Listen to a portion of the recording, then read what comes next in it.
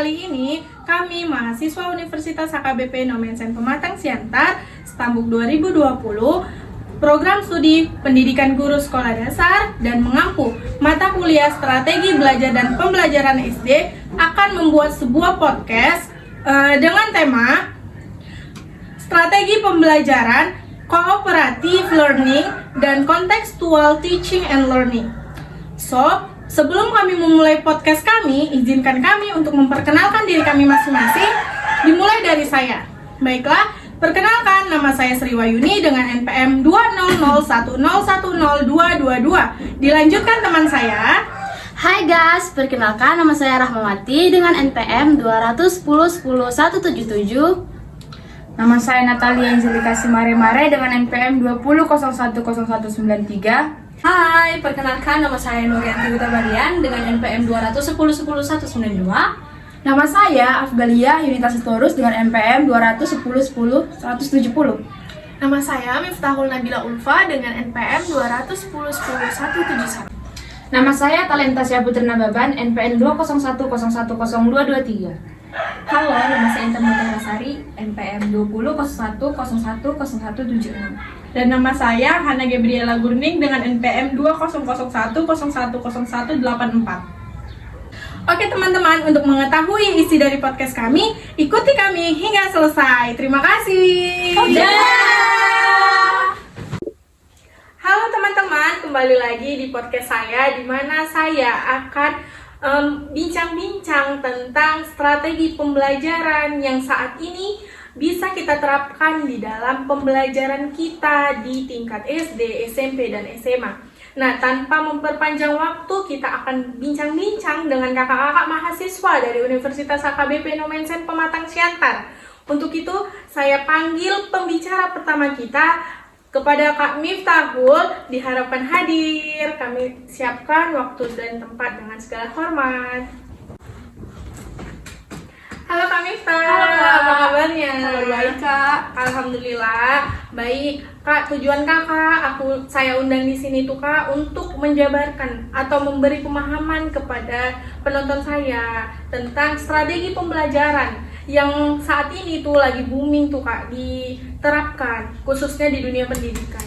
Nah, di sini Kak, di sini aku udah buka beberapa biodata Kakak ataupun profil Kakak. Nah, yang mau saya tanya nih Kak, strategi pembelajaran itu kan sangat banyak Kak. Nah, di sini apa sih Kak yang Kakak ketahui tentang strategi pembelajaran berbasis cooperative learning seperti itu Kak? Coba Kak dijabarkan. Oh boleh. Jadi kalau menurut saya pribadi, strategi cooperative learning itu adalah pendekatan pembelajaran yang berfokus para salah. Jadi menurut saya pribadi itu Kak, strategi pembelajaran cooperative learning itu adalah pendekatan pembelajaran yang berfokus pada penggunaan kelompok kecil siswa untuk bekerja sama dalam memaksimalkan kondisi belajar untuk mencapai tujuan belajar. Iya Kak, bisa lanjut. Oke. Nah, jadi pada dasarnya itu Kak, manusia itu memiliki perbedaan. Dengan perbedaan itu, manusia bisa saling asa, saling asi, dan saling asuh atau saling mencerdaskan. Dengan pembelajaran cooperative learning ini, diharapkan manusia itu saling menciptakan interaksi yang asa, yang asi, dan asuh juga. Sehingga tercipta masyarakat belajar atau learning communicative. Nah, jadi siswa itu tidak hanya terpaku pada guru saja, Kak, tetapi juga dengan sesama siswa. Pembelajaran cooperative learning ini juga pembelajaran yang secara sadar dan sengaja mengembangkan interaksi yang silih untuk menghindari ketegangan ataupun permusuhan sebagai bentuk latihan dalam hidup bermasyarakat. Wah, bagus sekali ya Kak untuk strategi belajaran ini. Nah, munculnya strategi ini Kak pasti kan mempunyai latar belakang, mempunyai faktor seperti itu.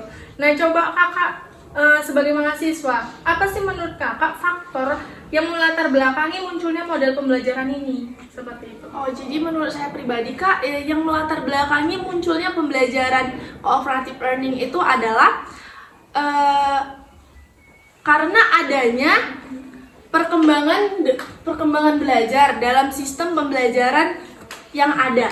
Pembelajarannya yang biasanya individual atau berpatok pada guru menerangkan dan siswa hanya mendengarkan, itu diubah menjadi siswa saling bekerja sama satu sama lain, Kak. Oke, cukup bagus penjelasan yang udah kakak paparkan. Nah, tapi kak, selain strategi cooperative learning ini, saya juga punya teman mahasiswa kak, di mana dia nanti akan menjelaskan tentang contextual teaching learning.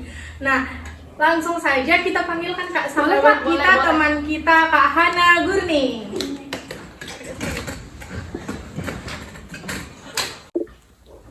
Halo Kak.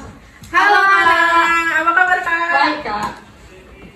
Nah teman-teman, ini dia pembicara kita yang kedua, yaitu mahasiswa dari Universitas HKBP juga, dimana kakak ini akan menjelaskan juga mengenai strategi pembelajaran yang kedua, yaitu strategi pembelajaran contextual teaching learning.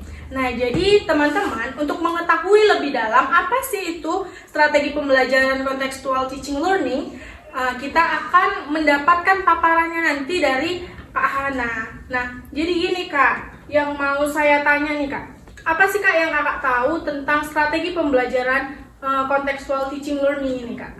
Seperti itu. Pembelajaran contextual teaching and learning ini Kak, saya mengambil dari dua ahli. Pertama itu ada dari menurut Nur Hadi dalam Sugianto tahun 2007. Contextual teaching and learning ini sebuah konsep pembelajaran yang dimana mendorong guru untuk mengaitkan materi yang berhubungan dengan situasi nyata para siswa. Dan juga menurut para ahli yang kedua ini ada Johnson dalam Sugianto tahun 2007.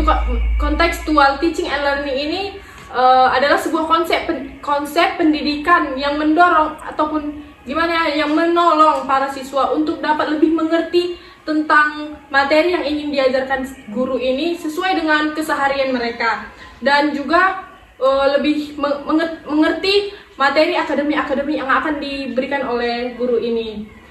Begitu Kak. Segala strategi pembelajaran itu sebenarnya tujuannya untuk mengembangkan potensi pada diri peserta didik, seperti itu ya Kak. Nah baik, jadi sama seperti halnya tadi cooperative learning ya kan Kak, pasti mempunyai yang namanya latar belakang. Nah latar belakang dari strategi pembelajaran contextual teaching learning ini menurut kakak apa sih Kak? Menurut saya ya, pembelajaran contextual teaching and learning ini ya bagaimana ya, sesuai dengan yang tadi saya katakan, dimana ini konsep belajar yang sebenarnya mendorong siswa untuk lebih mengetahui materi yang akan diberikan guru, namun melalui keseharian mereka. Seperti misalnya kita ambil dalam menurut IPA ya, bagaimana cara memadamkan api ini dengan apa yang ingin kita lakukan, dan seperti yang dilihat anak-anak bisa juga melihat kain basah, dengan kain basah. Kain basah ini kan kita menutup dengan menutup kain basah ini, menutup api ini dengan kain basah, gitu. Menutup api dengan kain basah, dan api itu mulai memadam gitu. Selain dari air, bisa dari kain basah, dan juga oksigen yang ingin disampaikan kepada api ini membuat api ini memadam, begitu Kak. Nah Kak, terima kasih untuk segala penjelasannya. Nah, semua strategi itu intinya itu merupakan model pembelajaran dan pendekatan yang baik, seperti itu ya Kak. Pastinya mempunyai kelebihan dan kekurangannya masing-masing. Nah, sebelum kakak yang menerangkan lebih jauh lagi, di sini saya ucapkan banyak terima kasih atas penjabaran yang kakak berdua jelaskan. Semoga lain waktu bisa saya undang kembali. Amin. Terima kasih ya Kak. Siap Kak. Oke. Misi. Nah baiklah teman-teman, untuk mengetahui lebih dalam lagi apa saja sih kelebihan dan kekurangan dari dua strategi yang sebelumnya sudah kita bahas, kita undangkan kakak pemateri kita dari Universitas HKBP Nomensen Pematang Siantar kepada kakak Talenta. Dipersilakan. Halo Kak Sri. Halo Talenta, apa kabarnya Kak? Kabar saya baik. Alhamdulillah. Nah Kak, Baik Kak, jadi tujuan saya mengundang Kakak di sini yaitu untuk sharing Kak, atau berbagi tentang apa sih Kak kelebihan dan kekurangan dari strategi pembelajaran berbasis cooperative learning seperti itu Kak.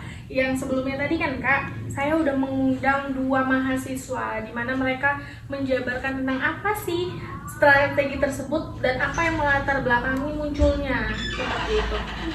Nah, pada kesempatan kali ini saya mengundang Kakak untuk menjelaskan apa saja kelebihan dan kekurangan dari pembelajaran berbasis cooperative learning. Silakan Kak. Nah, kita kan tahu di dalam penerapan metode pembelajaran berbasis cooperative learning ini kan Kak memiliki kelemahan dan kelebihannya, yang dimana pembelajaran berbasis cooperative learning ini memiliki kelemahan atau kekurangan, yang dimana metode ini memiliki atau memerlukan persiapan-persiapan yang agak rumit dan apabila dibandingkan dengan metode-metode lainnya. Dan juga pembelajaran berbasis cooperative learning ini memiliki kelebihan, yang dimana kelebihannya itu dapat meningkatkan kualitas kepribadian anak-anak dalam hal kreasi ataupun saling menghargai pendapat orang lain, yang dimana anak-anak ini berpikir kritis dan disiplin. Nah, seperti itu Kak. Wah, hebat ya Kak. Jadi setiap sebuah strategi pembelajaran itu diterapkan, pastinya dia memiliki yang namanya kelebihan, memiliki kekurangan. Nah, selain itu Kak, ada juga kelebihan dan kekurangan Kak dari sebuah strategi, yaitu strategi pembelajaran kontekstual teaching and learning Kak. Nah, Kakak di sini tetap duduk bersama saya, temani saya bersama Kakak dari Universitas HKBP juga Kak, di mana dia akan menjelaskan yang namanya kelebihan dan kekurangan dari pembelajaran berbasis contextual teaching learning. Nah, untuk kesediaannya kepada Kakak Intan, kami persilakan. Halo Kak Intan, apa kabarnya? Alhamdulillah sehat. Nah Kak, ini perkenalkan rekan kita. Baiklah teman-teman, untuk melanjutkan podcast kita kali ini, kelebihan dan kekurangan dari strategi pembelajaran kontekstual teaching learning akan disampaikan oleh Kak Intan. Untuk Kak Intan kami persilakan. Baiklah Kak, di sini saya akan menjelaskan kelebihan dan kekurangan CTL. Kelebihannya yaitu mengkaitkan pembelajaran dalam kehidupan sehari-hari. Contohnya yaitu ketika guru menghubungkan isi materi pembelajaran dengan situasi yang ada di dalam dunia nyata, maka siswa bermotivasi membuat hubungan antara pengetahuan dan penerapan dalam kehidupan dunia nyata. Pembelajaran kontekstual membantu siswa dalam menghubungkan isi materi pembelajaran yang mereka pelajari dengan konteks kehidupan nyata di mana isi pembelajaran itu digunakan. Baiklah Kak, kelemahan CTL ini hanya terbatas pada materi tertentu. Oke, lanjut Kak. Pelaksanaan pembelajaran menggunakan pembelajaran CTL ini membutuhkan waktu yang lama, serta sulit untuk melakukan penilaian autentik jika jumlah siswa banyak, dan hanya efektif bila dilakukan dalam kelompok kecil. Nah baiklah, setelah adanya penjabaran dari kelebihan dan kekurangan dari strategi belajar contextual teaching learning, berarti antara dua strategi yang sudah kita bahas kali ini, pemaparannya sudah selesai. Dan nantinya akan dilanjutkan dengan pemaparan dari teman saya. Dan untuk Kak Inta dan Kak Talenta, saya ucapkan terima kasih Kak. Iya Kak, sama-sama. Terus ya Kak, bye. Nah baiklah teman-teman, setelah pemateri sebelumnya telah memaparkan pematerinya atau materinya, nah kita undang kakak mahasiswa dari Universitas HKBP Nomensen Pematang Siantar, yaitu Kak Afgalia. Untuk Kak Afgalia kami persilakan. Halo Kak Afgalia, apa kabarnya?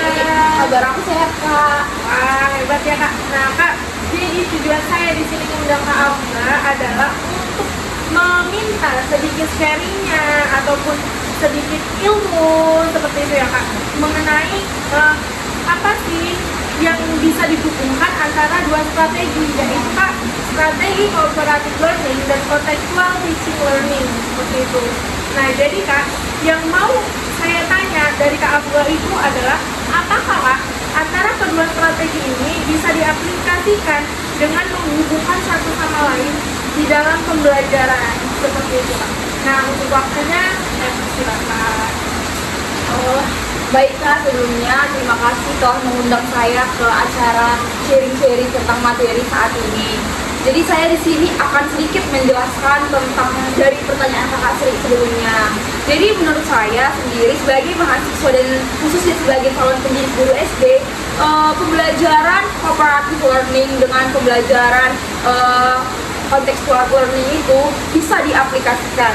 Dan itu sangat berkaitan karena menurut saya seperti yang kita ketahui kan Kak sebelumnya, pembelajaran contextual learning itu adalah pembelajaran yang berbasis di mana seorang pendidik itu atau seorang guru itu mengaitkan pembelajaran itu dengan kehidupan sehari-hari si peserta didik. Kemudian seperti yang kita ketahui juga, sedangkan pembelajaran cooperative learning itu adalah pembelajaran di mana yang berbasis itu menggunakan seperti kerja kelompok atau bekerja sama antar siswa lain dengan mahasiswa satunya. Jadi menurut saya Kak ini sangat bisa seperti pertanyaan Kakak tadi kan, apakah bisa diaplikasikan kedua pembelajaran ini gitu. Menurut saya bisa Kak, karena dengannya pembelajaran ini diaplikasikan dengan keduanya itu sangat membantu si siswa itu ada banyak keuntungan yang didapatkan si siswa tadi dengan si pendidik mengaitkan dua pembelajaran itu. Nah, saya kasih contoh Kak nih. Contohnya kan gini. Kalau misalnya saya sebagai pendidik nih, gitu kan, sebagai calon guru, saya menerapkan strategi kontekstual ini, di mana yang kita ketahui strategi ini adalah yang mengaitkan dengan kehidupan sehari-hari. Contohnya itu ketika saya dalam pembelajaran itu, saya bisa aja Kak, saya memakaikan dua strategi ini. Contohnya kehidupan sehari-hari kan Kak, kontekstual nih. Nah, contohnya kan ketika saya membawakan materi pelajaran IPA gitu kan, ketika pelajaran materi IPA itu pastinya kan berhubungan dengan kehidupan sehari-hari kan Kak. Contohnya itu kayak mengenal tumbuhan yang ada di lingkungan hidup gitu kan. Contohnya kayak bagaimana cara pertumbuhan itu, cara pertumbuhan jagung gitu. Bagaimana dari awal proses pertumbuhan jagung. Nah, itu kalau kita menggunakan pembelajaran berbasis kontekstual. Sedangkan kalau kita kaitkan dengan kooperatif, di mana kooperatif ini tadi bekerja sama atau kelompok. Nah, bisa aja Kak, pertama kita sebagai guru itu membuat si siswa satu dengan siswa lainnya itu berkelompok gitu. Nah, jadi kita sebagai calon guru nih Kak, saya mau ngajak siswa saya. Jadi kayak gini Kak, anak-anak ibu akan membentuk kelompok. Kelompoknya ini terdiri dari satu kelompok 5 orang gitu. Nah, jadi setiap kelompok ini membahas tentang pembelajaran IPA yang berkaitan dengan kehidupan sehari-harinya gitu. Jadi contohnya gini, kelompok A itu membahas bagaimana cara perkembangan atau pertumbuhan padi gitu. Karena kan kita ketahui Kak, pohon padi itu kan sangat dekat gitu dengan lingkungan kita. Jadi otomatis kan mereka itu juga setiap hari itu melihat bagaimana, oh iya gini padi gini. Jadi dengan begini dan dengan saya juga memakaikan sistem pembelajaran cooperative learning itu, mereka itu lebih mempunyai banyak ide gitu Kak. Misalnya dari teman yang A ini, oh gini aku lihat pertumbuhan padi dekat rumahku ini gini. Terus teman yang B tadi, enggak kayak gini, itu salah, pertumbuhan padi itu dari gini setiap bulannya itu bisa memanen berapa kali dalam setahun gitu. Jadi banyak pemikiran-pemikiran atau ide baru dalam kita menghubungkan kedua pembelajaran ini Kak gitu. Dan mereka juga akan sangat membantu karena kan kita ketahui kalau misalnya kita memakai pembelajaran yang hanya sistem individual itu kan siswanya itu akan lama-lama jenuh gitu. Udah gitu tidak ada referensi ide-ide lain yang mereka dapat. Jadi dengan mengaitkan kedua ini, diaplikasikan ini, itu bisa lebih membuka atau wawasan mereka itu lebih luas Kak, seperti itu.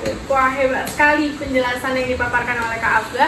Nah, jadi Kak, setelah saya mendengarkan paparan dari Kakak, bahwa saya mengambil intisarinya begini Kak, bahwa ketika suatu pembelajaran itu dikerjakan secara bersama, maka hasilnya juga akan mempunyai banyak kreativitas atau mempunyai banyak cara untuk menyelesaikan masalah, apalagi dihubungkan dengan kehidupan sehari-hari seperti itu ya Kak.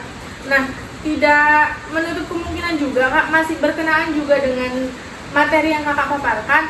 Saya mengundang teman saya juga Kak. Kakak di sini aja, Kakak nemeni saya dengan teman saya.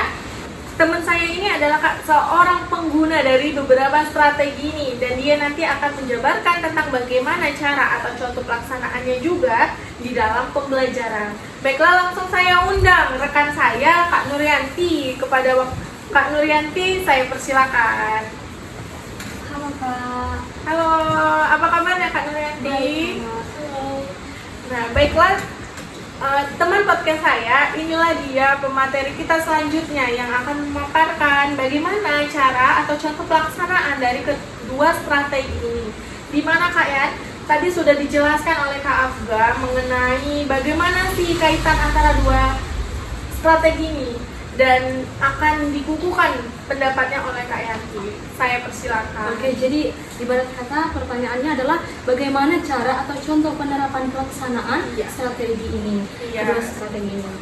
Jadi pertama ada strategi contextual learning, yaitu adalah konsep belajar yang memudahkan guru untuk dapat dalam proses pembelajarannya seperti itu, di mana ia mengaitkan proses pembelajaran itu kepada kehidupan nyata si siswa tadi, seperti itu. Jadi siswa tadi juga terdorong seperti itu, mengaitkan pengetahuan yang ia miliki sehingga ia dapat merealisasikannya ke dalam kehidupannya. Jadi dalam penerapannya ini seperti ini. Ketika dalam pembelajaran, mari kita ambil itu mata pelajaran IPA seperti itu. Dalam tema pembelajaran tata surya misalnya. Jadi ketika kita membahas sebagai pendidik, kita membahas tentang tata surya kepada peserta didik, mari kita kaitkan apa saja sih yang ada di dalam tata surya. Misalnya, pernah lihat matahari tidak? Nah, pernah lihat bulan tidak? Nah, jadi mereka semakin pernah Bu, bentuknya seperti apa? Nah, jadi seperti itu. Jadi mereka bisa terangsang pikiran mereka bahwa itu nggak hanya di pembelajaran mereka, tapi di kehidupan mereka juga ada yang seperti itu. Lalu ada cooperative learning, di mana ini adalah model pembelajaran yang memberikan tugas kepada peserta didik untuk berkelompok, di mana dalam kelompok ini kita sebagai pendidik harus lebih jeli dalam memilih anggota-anggota kelompok, di mana kita harus memindahkan yang pintar, yang pandai, yang cukup mampu kepada kelompok-kelompok yang teman-temannya kurang mampu, sehingga tidak ada tumpang tindih di antara mereka, seperti itu. Untuk hubungan antara cooperative learning dan contextual learning ini adalah ketika kita sudah mengaitkan materi tersebut ke dalam kehidupan sehari-hari peserta didik kita, mari kita bentuk kelompok-kelompok kecil di mana mungkin terdiri atas 5-7 orang, di mana mereka juga bekerja sama. Seperti yang dikatakan saudari Afgalia tadi, mereka dapat berpikir, mereka dapat menuangkan ide-ide, mereka dapat menuangkan inspirasi dalam kehidupan nyata mereka, kehidupan sehari-hari mereka, aktivitas mereka ke dalam hasil produk yang mereka akan hasilkan, seperti itu. Mungkin produk yang bisa mereka hasilkan mungkin dalam bentuk PPT, makalah, seperti itu. Wah, begitu luas sekali cakupan dari penjelasan kedua materi kita kali ini. Mungkin ada lagi yang ingin disampaikan Kak? Saya beri waktu sedikit. Baiklah Kak, seperti yang saya jelaskan tadi, mungkin ada beberapa yang lupa saya jabarkan sedikit dengan pertanyaan apakah kedua strategi ini, contextual learning atau dan cooperative learning ini bisa diaplikasikan saat pembelajaran. Menurut saya itu bisa, seperti yang saya jelaskan tadi kan Kak. Namun dengan seorang pendidik mengaitkan atau mengaplikasikan kedua pembelajaran ini pada saat proses pembelajaran, itu juga akan menimbulkan rasa solidaritas atau rasa saling kepedulian antara satu dengan satu lainnya. Contohnya kan seperti ini Kak, siswa. Tidak semua kita ketahui siswa dalam kelas itu pintar, mempunyai kemampuan atau mempunyai kemampuan kognitif yang intelektualnya itu tinggi, gitu kan. Ada pasti mahasiswa siswa diantaranya itu yang mahasiswanya itu kemampuan itu kurang atau mungkin kemampuannya itu yang rendah, gitu. Jadi dengan mengaitkan kedua pembelajaran ini, mungkin kesadaran atau kemampuan yang akan mereka dapat nanti dari teman-teman yang lain itu akan timbul atau akan lebih menambah lagi. Contohnya seperti ini dalam kelompok itu. Di sini dalam kelompok itu bukan berarti guru atau saya calon pendidik saat mengaplikasikan kedua pembelajaran ini bukan berarti saya sebagai guru lepas tangan atau lepas kendali, tapi saya di sini memfasilitasi atau sebagai fasilitator terhadap anak didik saya. Contohnya bukan berarti saya ini tinggal enak-enak saja ngasih mereka tugas, tidak, tapi saya tetap memantau mereka gitu. Contohnya dalam membuat kelompok tadi, saya tetap masih memilih, bukan berarti seperti yang dikatakan saudari tadi kan, dalam kelompok itu pasti ada yang tidak mampu gitu. Jadi saya mengaitkan semuanya, jangan yang pintar dengan yang pintar, jangan yang kurang dengan yang kurang. Pasti saya akan mengajak yang pintar ditambah lagi diacak dengan yang kurang pintar. Jadi mereka itu karena kan kita ketahui anak SD itu kan keingintahuannya itu mereka itu sangat besar gitu. Apalagi seperti yang katakan ibu ini tadi kan, coba ketika pendidik itu menanya kepada mereka, coba bagaimana bentuk matahari, pasti peserta didik SD itu lebih berpikir, oh iya gimana ya bentuknya, oh iya nggak hanya cukup bulat aja gitu. Pasti mereka lebih berpikir kritis lagi gitu. Jadi dengan begitu teman-teman yang mereka yang kurang mampu itu pasti akan diajari gitu, tadi kayak gini, ini salah. Nah jadi timbullah rasa solidaritas yang tinggi. Wah, hebat sekali ya. Nah, ini adalah calon-calon pendidik masa depan yang luar biasa. Nah, bagaimana agar sebuah strategi tersebut dapat terlaksana dengan baik, yaitu dengan para tenaga pendidiknya juga yang harus luar biasa dan mempersiapkannya dengan matang. Oke Kak, untuk kesempatan kali ini saya ucapkan terima kasih. Di lain waktu kita akan mengundang Kakak lagi pastinya, dan setelah ini saya juga akan mengundang rekan-rekan kita Kak, yang pastinya juga memiliki wawasan yang luas. Terima kasih Kak. Terima kasih. Baiklah teman-teman, untuk melanjutkannya, kali ini saya mengundang rekan saya dari Universitas HKBP Nomensen Pematang Siantar, yaitu Rahmawati. Kepada Rahmawati kami persilakan. Hai Kak. Hai, apa kabarnya? Nah, baiklah, Rahmawati merupakan salah satu mahasiswa dari Universitas HKBP, di mana nantinya dia akan menerapkan, seperti itu ya, menerapkan tentang strategi pembelajaran di tingkat SD, seperti itu. Nah, jadi dalam kesempatan kali ini yang ingin saya tanyakan yaitu sebagai calon guru, calon tenaga pendidik seperti itu, apakah menurut Anda atau menurut Rahma kedua strategi ini efektif digunakan untuk meningkatkan keberhasilan seorang peserta didik? Ya, menurut saya kedua strategi ini, baik itu strategi pembelajaran berbasis cooperative learning maupun contextual teaching learning, keduanya ini sangat efektif digunakan untuk meningkatkan keberhasilan peserta didik. Nah, mengapa? Karena strategi pembelajaran berbasis cooperative learning ini sangat bagus untuk membantu siswa, antar siswa itu secara informal, membuat siswa itu lebih cepat memahami suatu materi yang sedang dibahas. Nah, siswa yang agak terlambat dalam menerima materi pembelajaran dengan penjelasan temannya, dia akan lebih mudah mengerti gitu. Jadi dalam memahami materi yang sedang didiskusikan, mereka akan belajar untuk mendengarkan pendapat dari teman mereka. Nah untuk strategi pembelajaran berbasis contextual teaching learning ini, menurut saya itu juga membantu siswa itu untuk berpikir secara kritis antara menghubungkan materi dengan kehidupan sehari-hari. Nah, dengan begitu kedua strategi ini, baik itu strategi pembelajaran berbasis cooperative learning maupun contextual teaching learning ini dapat dan efektif meningkatkan keberhasilan peserta didik. Begitu, Kak. Wah, cakupan dari penjelasan Kakak itu cukup luar biasa, seperti itu Kak. Nah, jadi Kak, setelah penjelasan yang Kakak paparkan, saya juga punya rekan teman saya, nah di mana dia juga akan menjelaskan mengenai indikator keberhasilan, seperti itu Kak.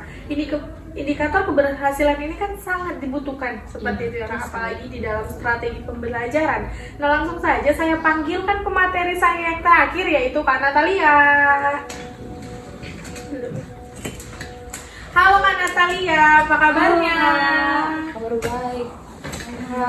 Nah teman-teman, jadi ini adalah Kak Natalia. Dia akan menjabarkan atau akan sharing mengenai indikator keberhasilan dari strategi yang dari awal tadi sudah kita bahas. Baiklah, untuk waktunya saya persilakan. Baiklah, terima kasih atas waktunya yang telah diberikan. Jadi menurut saya indikator keberhasilan dari pembelajaran kooperatif dan contextual learning itu adalah ketika seorang guru memberikan pengarahan atau menjadi fasilitator bagi peserta didik dan peserta didik mampu melaksanakannya dengan mengaitkan ke dalam kehidupan sehari-hari bersama kelompoknya, dan kelompok dari peserta didik tersebut mampu menghasilkan sebuah proyek, sebuah paper makalah ataupun catatan yang dihasilkan. Nah, baik Kak, jadi sebuah indikator itu intinya ketika siswa atau peserta didik itu mengaitkan antara pembelajaran dengan kehidupan sehari-hari seperti itu ya Kak. Apalagi sebagai kita calon tenaga pendidik, kita hanya sebagai fasilitator seperti itu ya Kak. Nah, jadi ketika mereka sudah jalan dalam kegiatan pembelajaran, membersamai di dalam pembelajaran, lalu bersama kelompok belajarnya, lalu mereka mengaitkan dengan kehidupan sehari-hari, maka disitulah tingkat keberhasilannya. Seperti itu ya Kak. Nah baik teman-teman, untuk dua strategi ini saya kira dan saya berpendapat bahwa keduanya itu sangat penting digunakan dalam kehidupan kita sehari-hari, khususnya kepada seorang tenaga pendidik. Karena apa? Karena sangat cakupannya luas sekali untuk dua strategi ini. Dan sudah kita bahas dari awal hingga sekarang tentang dua strategi ini. Untuk itu saya ucapkan terima kasih kepada kita semua atas sharing-sharingnya. Dan semoga podcast ini dapat bermanfaat untuk kita dan dapat kita jadikan sebagai panduan dalam kita menjalankan aktivitas pembelajaran. Saya ucapkan terima kasih. Terima kasih Kak. Sekian dari kelompok kreatif. Sebelum kami menutupnya, izinkan kami untuk menyanyikan sebuah lagu. Sayonara.